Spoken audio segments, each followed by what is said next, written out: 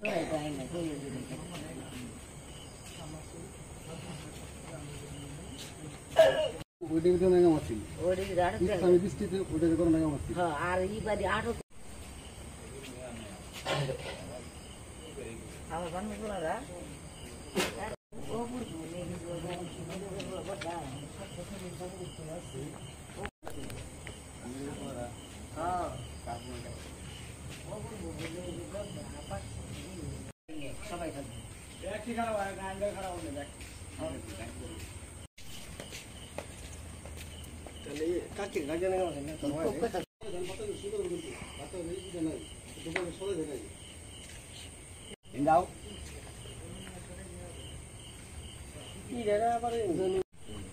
গেল মনিগাঁও কই গেল খারাপ না ও মানুষ তাই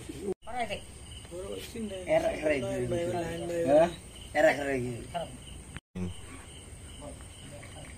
লাইন বাই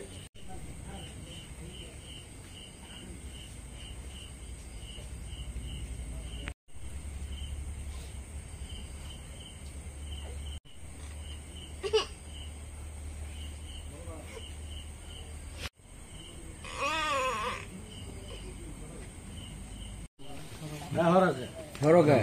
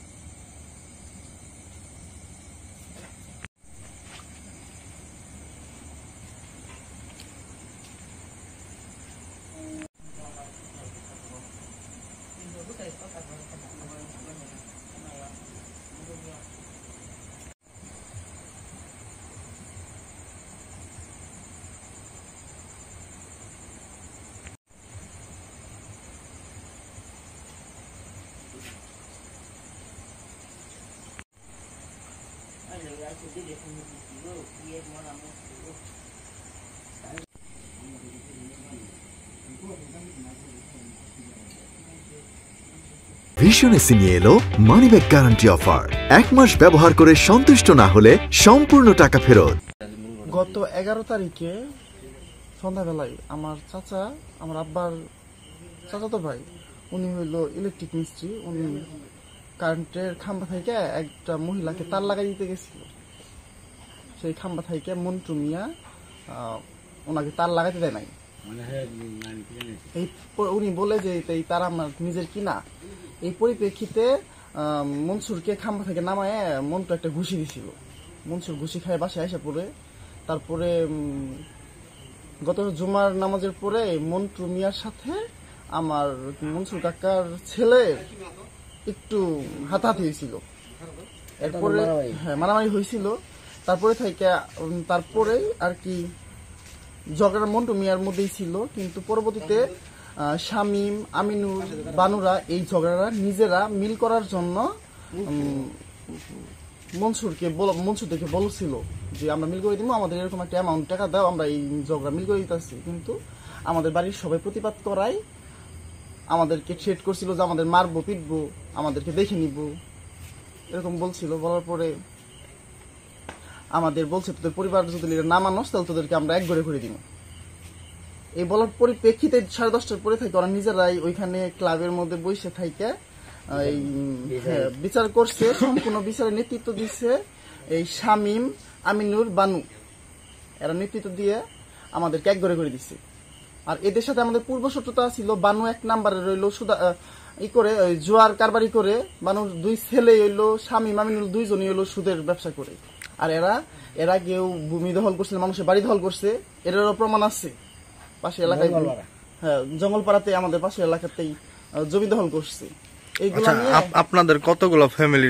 আমাদের 7টা পরিবারকে একদম নাম ধরে ধরে মৃত মরহুম আজিজুল হক, ইসমাইল হোসেন মুলুবি, জানিক, মানিক, মুজিবর, নান্নুর ফ্যামিলি সবাইকে আমাদেরকে এক করে দিছে। এক করে ওরা নিজেরা একক ডিসিশন নিছে। একক ডিসিশনের মাধ্যমে তারপরে এলাকাতে পুলিশ নিয়ে আসছিল। পুলিশ নিয়ে এসে সেটা আমাদের এলাকা বাড়িতে যতগুলা পুরুষ ছিল সবাইকে দৌড়ানি দিয়ে বাড়ি থেকে বিতাড়িত করে সাইরা রাস্তায় মিছিল করছে, ঢাক ডুল পিটাইছে, এক ঘরে করে চিল্লায় করছে। তার লাস্ট অপশনে 2 ঘন্টা মাইকিং করছে। মাইকিং করে আমাদেরকে বলছে যে এই পরিবারের সাথে সকল লেনদেন, তারপর এই পরিবার যেখানে যাব এদের সাথে যারা মিশবো তারা সবাই এক ঘরে।